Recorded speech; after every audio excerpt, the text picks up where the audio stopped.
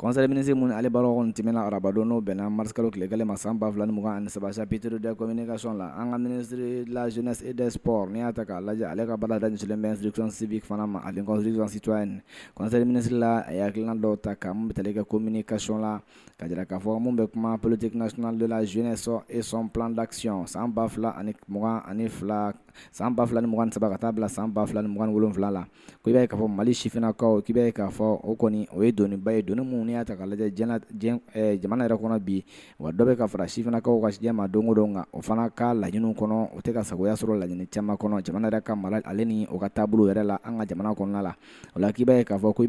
bɛ ko gɛlɛya caman bɛ yen minnu kɔni o bɛ o yɛrɛ sɔrɔ kɔnɔ fantanya sen b'o la ka taa se baaradenya ale ni kalanko ani kɛnɛyako a n'a ɲɔgɔnna caman wɛrɛ k'olu ye gɛlɛyabaw ye bi a bɛ ka kɛ sababu ye ka dɔw yɛrɛ fana bila kɔlɔsibaliya minɛn kɔnɔ fo bɛ ka don dɔrɔgu jugu ani mifɛnjugu taliw la yaasa ka se ka nin gɛlɛyaw fana wuli ka bɔ yen nɔ i b'a ye k'a fɔ ko gouvernement fana a ye wulikajɔ fana kɛ cɛ nɔ gouvernement minnu kɔni tɛmɛna ka ban ka bɛ lawuli la olu yɛrɛ ye wulikajɔ caman kɛ yaasa ka se ka fɛɛrɛ sɔrɔ ninnu bɛɛ lajɛlen na nka o bɛɛ lajɛlen kɔfɛ k'i b'a ye ka fɔ halisa wa majɛw caman bɛ yen nɔ o de hukumu kɔnɔna la ka se ka wulikajɔ kɛ ka kɔda olu la o ye ni projet nin kɔni bila sen kan cogo min na a bɛna kɛ sababu ye ka se ka gɛlɛyaw caman wuli ka bɔ yen nɔ denmisɛnw ka hakɛ walima denmisɛnw o yɛrɛ ka makoɲɛw fɛnw caman la jamana kɔnɔna la k'i b'a ye k'a fɔ nin processus in a bɛna ta k'a bila minɛn kɔnɔ mun bɛna kɛ sababu ye ka se ka waleyaw cɛmanw fana olu bange cogo minnu la mun bɛ tali kɛ lajɛw la jamana kɔnɔ an ka région kɔnɔna la commune kɔnɔna la ka na Mali yɛrɛ wa lajɛba n'a bɛ fɔ o ma ko atelier national ka se k'o baaraw timɛ cogo min na denmisɛnw fana o ka miirina ko ye minnu o yɛrɛ sen bɛ se ka jɔ jamana jɔliko la ka se k'o ka hakɛw ale n'o ka laɲiniw fana ta cogo minnu la i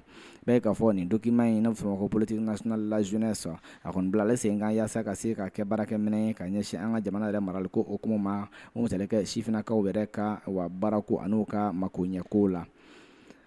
k'i b'a ye k'a fɔ a fɔ ma ko laɲini kun kelenba mun fana bɛ a la i b'a ye k'a fɔ wa sifinnakaw Mali sifinnakaw kɛrɛnkɛrɛnnen la olu yɛrɛ ka se ka u yɛrɛ ye o ka maliyanya kɔnɔna la nisɔn ka se ka diya k'a fɔ ko jamana ɲɛmaa fana ye walima jamana marabaaw fana hakili fana t'o la bɛn ani kɛlɛ bɛ se ka nati cogo min na anw ka jamana kɔnɔna la ani yiriwaliw u bɛ a bila o minɛn kɔnɔ nin la k'i b'a ye k'a fɔ nin politique nationale de la jeunesse ko a bɛna bila sen kan yaasa ka se ka wa jamana a bila minɛn kura kɔnɔ fana nin fana kɔfɛ nin fana bɛna kɛ i b'a ye k'a fɔ